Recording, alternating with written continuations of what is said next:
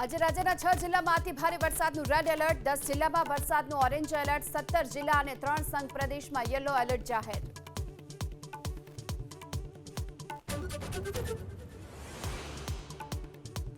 ચોવીસ કલાકમાં રાજ્યના 255 તાલુકામાં નોંધાયો વરસાદ, 13 તાલુકામાં 10 થી 24 ઇંચ વરસાદ. સુરતના અંબિકા તાલુકામાં ફાટ્યું આબ, 24 ઇંચ કરતા વધુ વરસાદ.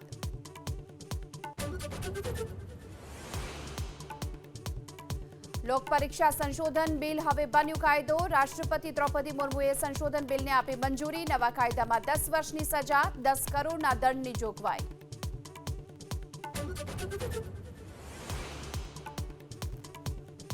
ગ્લાસગો કોમનવેલ્થ ગેમ્સના 8મા દિવસે ભારતે 6 મેડલ જીત્યા. જુડોમાં અસ્મિતા ડે અને હર્ષ સિંહે જીત્યો ગોલ્ડ.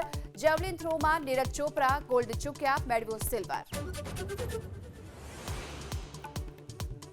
અદાણી સીએનજીના ભાવમાં પ્રતિ કિલોએ ₹4નો વધારો. અદાણી સીએનજીનો નવો ભાવ ₹94.02.